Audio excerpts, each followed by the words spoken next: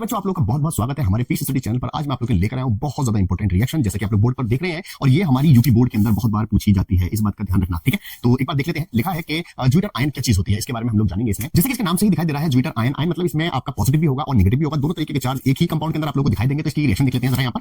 तो ये एमिनो अम्ल में उपस्थित, अब ये एमिनो अम्ल क्या है, एमीन NH2 होता है, राइट, CH2, और यहाँ होता है COOH। तो ये हो गया हमारा एमीन और ये हो गया हमारा अम्ल, इसलिए इसको एमिनो अम्ल कहा जाता है। ठीक है प्यारे बच्चों, तो ये हो गया हमारा एमिनो अम्ल। मैं इसे अभी के लिए रफ कर देता हूं और आगे बढ़ते हैं। जरा रिएक्शन के अंदर क्या लिखा हुआ है कि अमीनो अम्ल में उपस्थित NH2 और COOH, जैसे कि मैंने बताया था NH2 भी था और COOH भी था। तो यहाँ पर मैं एक बात और बताना चाहता हूँ बच्चों, ये होता है बेस, बेस मतलब होता है क्षार, और ये होता है हमारा एसिड, क्लियर, ये होता है हमारा अम्ल। तो दोनों समूह विपरीत स्वभाव के हैं, मतलब एक बेस है और एक क्षार है, ठीक है। तो दोनों विपरीत स्वभाव के होने के कारण एक दूसरे को उदासीन कर देते हैं, यहाँ पे ये बात ध्यान रखना है, उदासीन कर देते हैं और द्विध्रुव आयन बनाते हैं, मतलब इसमें पॉजिटिव भी होगा और नेगेटिव भी होगा, जिसे ज्यूटर आयन कहा जाता है। तो बहुत ही बेसिक सी इसके अंदर रिएक्शन है जिसे हम सीखने वाले हैं। तो क्या है जरा देख लेते हैं। ये इसकी प्रॉपर्टी है, ये भी बहुत इंपॉर्टेंट है, ये भी कभी कभी पूछ ली जाती है। लिखा है कि ये आयन अम्ल व क्षार दोनों के साथ क्रिया करके उभयधर्मी गुण प्रदर्शित करते हैं। तो जरा देख लेते हैं इसकी रिएक्शन। तो सबसे पहले अमीनो अम्ल लेंगे। तो बेटा अमीनो अम्ल का जो फॉर्मूला है मैंने अभी लिखा था यहाँ पर CH2 और ये आ गया आपका COOH, क्लियर। अब यहाँ पर एक बात देखने वाली ये है कि देखिए COOH होता है, इसमें मैंने आपको बहुत बार बताया है कि ये वाला पार्ट पॉजिटिव होता है और ये वाला पार्ट नेगेटिव होता है, अगर यहाँ से हम बॉन्ड को तोड़ दें तो, ठीक। तो यहाँ पर इस वक्त पॉजिटिव है और इस वक्त यहाँ पर क्या है, नेगेटिव है। तो पॉजिटिव वाला आयन जो होता है वो कहाँ चला जाता है, यहाँ चला जाता है, इस बात का ध्यान रखना है।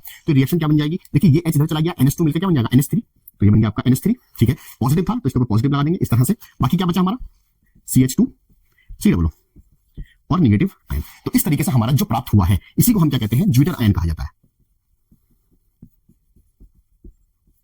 ठीक। तो बेटा ये वाली बात ध्यान रखनी है आप लोगों को, बहुत अच्छी है ये रिएक्शन और बोर्ड में कई बार ये पूछी जाती है। तो इसे एक बार बहुत अच्छे से आप लोग देख लीजिए। लिखा है कि अमीनो अम्ल में उपस्थित अमीन यानी कि NH2 और COOH यानी कि NH2 और COOH समूह विपरीत स्वभाव के होने के कारण, विपरीत का मतलब एक क्षार है और एक एसिड है, होने के कारण एक दूसरे को उदासीन कर देते हैं, एक दूसरे को उदासीन कर देते हैं और द्विध्रुव आयन बनाते हैं। द्विध्रुव दोनों ही पोल पर आपको चार्ज मिलेगा, जिसे ज्यूटर आयन कहा जाता है। और ये जो होता है हमेशा आयन में ही रहता है, क्योंकि यहाँ पर आप देख सकते हैं इसके नाम में ही क्या है, आयन है। तो रिएक्शन बेटा मैं फिर एक बार बताता हूँ। NH2 ये देखिए ये है, CH2 और COOH ये वाला है, इसी को कहते हैं अमीनो एसिड, क्योंकि इसके अंदर एसिड आ रहा है और अमीन भी आ रहा है, इसलिए इसे मैं लिख देता हूँ यहाँ पर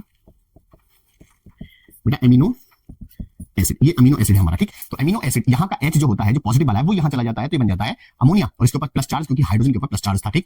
और ये जो बचा हमारा वो वैसे का वैसे ही है, सिंपल। इतनी रिएक्शन आपको करनी है। तो यूपी बोर्ड में ये आपको 2 नंबर या 3 नंबर दिलाएगी, तो जल्दी से नोट कर लीजिए। अगर वीडियो अच्छी लगी है तो लाइक जरूर कर दीजिए, चैनल को सब्सक्राइब कर लीजिए। मिलेंगे किसी इंटरेस्टिंग वीडियो में, तब तक के लिए टेक केयर एंड बाय।